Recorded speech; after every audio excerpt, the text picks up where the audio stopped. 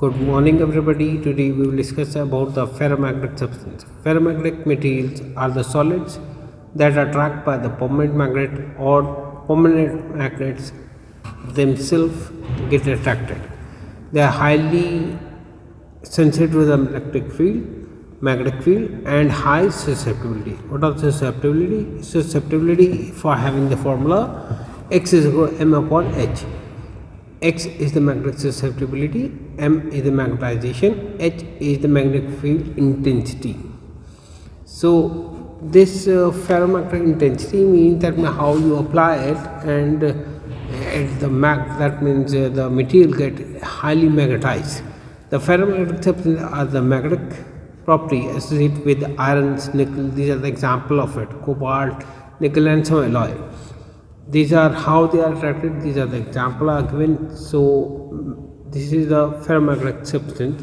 A highly you can say as the magnetic fields comes and passes through it, and these are the simple you can say as the North Pole and South Pole simply field. These are the paramagnetic substance. These are the diamagnetic substance, and last one is basically for the is the ferromagnetic substance. These are due to the lone pair of the electrons. If you see that in iron, the highly lone pair, that means they are in one side, or they are the clockwise or anti-clockwise, they are arranged. Simply the ferric magnetic is less number of unpaired electrons are there. Example are the zinc and the zirconium. The cause of magnetism in the ferromagnetic substance is due to the mainly of an alignment pattern of the constant atom. That's what I said. The spinning of the electron. The spinning is either in the clockwise or anti-clockwise direction.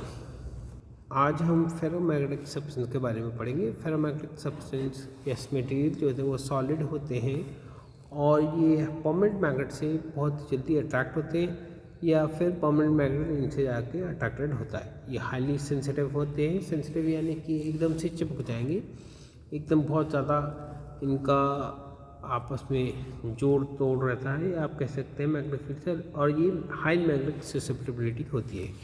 ये susceptibility का formula जो है वो X M upon H होता है।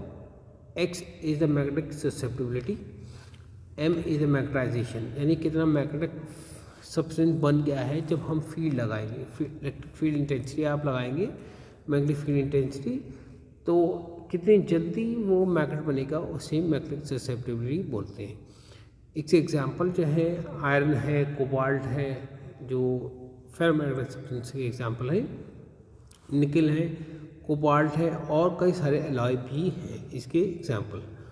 आप ये कह सकते हैं, जैसे यहाँ एग्जांपल के तौर पे आप देखेंगे कि फील्ड अगर north pole and south pole दिखाई दे रहा है, ये नॉर्थ पोल है और ये साउथ पोल है, तो फील्ड जा रहा है। पैरामैग्नेटिक सब्सटेंस कैसे होंगे, उससे ज़्यादा बाहर क्या आएंगे, फील्ड आने लग जाएगा। पैरामैग्नेटिक सब्सटेंस के अंदर, डायमैग्नेटिक सब्सटेंस के अंदर कुछ फील्ड जाएगा, और फेरोमैग्नेटिक सब्सटेंस के अंदर बहुत ज़्यादा क्या जाएंगे, फील्ड जाएगा।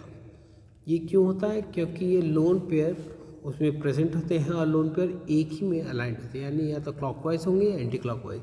द स्पिनिंग की जैसे आप देखें, आयरन में एक साइड है, फेरस में, फेरिक में एक एंटी क्लॉकवाइज आ गया, फिर भी चार जो हैं वो एक ही एंटी क्लॉकवाइज डायरेक्शन में है। जिंक का देख सकते हैं, जिंक में इस तरीके से होता है, या फिर आपको जिर्कोनियम में, ये इसका कॉज होते हैं, यानी कि यही कारण है कि इसमें मैग्नेटिज्म ज़्यादा होता है।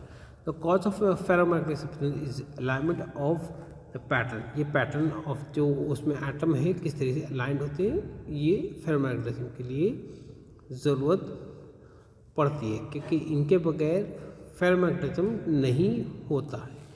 आज के लिए इतना ही, और वीडियो अगर पसंद आई हो तो उसे लाइक, कमेंट और शेयर करना ना भूलिएगा। आज के लिए इतना ही। Thank you. Kindly subscribe my channel so that you get the intimation of my next video. Thank you.